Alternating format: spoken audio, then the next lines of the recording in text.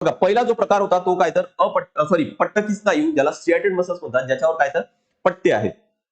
पेशी कशा आहेत याच्या? लांबट आहे, दंडगोलाकार आहे, अशाखीय आहे आणि काय तर बहुकेंद्रकीय आहेत, म्हणजे काय तर एक पेक्षा जास्त न्यूक्लियस आहे. याचं स्वरूप कसं आहे? स्नायूवर गडद आणि फिके पट्टे आहेत म्हणून याला पट्टकी स्नायू म्हणतो आपण. हाडांना जोडलेले आहेत त्यामुळे याला कंकाल स्नायू किंवा त्याला स्केलेटल मसल्स म्हटले आपण, है ना. याची हालचाल ही आपल्या इच्छेनुसार होते त्यामुळे याला आपण काय तर व्हॉलंटरी मसल्स किंवा ऐच्छिक स्नायू म्हणतो. हे सुद्धा काय तर आपण कव्हर केले. कुठं आहे हे? तर हातपाय हलवणे, धावणे, बोलणे, हालचाल घडवून आणणारी ही जी स्नायू आहे या ठिकाणी काय तर स्ट्रिएटेड मसल्स पट्टकी स्नायू असणार आहे. अपट्टकी स्नायू कशी आहेत? तर बघा याची डायग्राम म्हणजे जे स्मूथ मसल्स होते त्यांची डायग्राम लक्षात येत असेल की फुझिफॉर्म आहे किंवा स्पिंडल शेप आहे, म्हणजे दोन्ही टोकांना कशा आहेत? निमुळते आहेत, लहान आहेत आणि अशाखीय आहे आणि कशा आहेत तर ह्या एककेंद्रकीय आहेत, यामध्ये एकच न्यूक्लियस आहे. स्वरूप कसं आहे? गडद आणि फिके पट्टे यावर नाही आहे, है ना.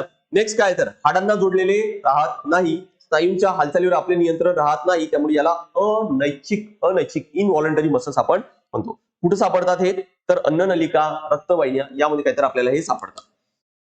पापण्यांची उघडझाप करणे, पचन मार्गातून अन्नाचा प्रवास करणे, रक्तवाहिन्यांची आकुंचन आहे, शिथिलीकरण घडवणारे जे स्नायू आहे ते कसे आहेत? हे नॉन स्ट्रिएटेड आहेत.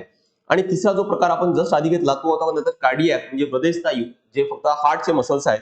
बघा याला ब्रांच होता म्हणजे काय तर शाखीय आहे, एककेंद्रिक आहे आणि कशा तर दंडगोलाकार आहे, सिलेंड्रिकल त्याचा शेप आहे. स्नायूवर गडद फिके पट्टे आहेत, ठीक आहे. नेक्स्ट डायग्राम मध्ये इथं पण दिसत आहे.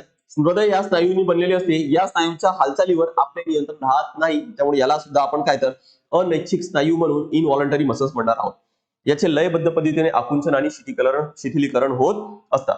हृदयाचे आकुंचन आणि शिथिलीकरण घडवून आणणे हे काहीतरी याचं कार्य आहे, ठीक आहे.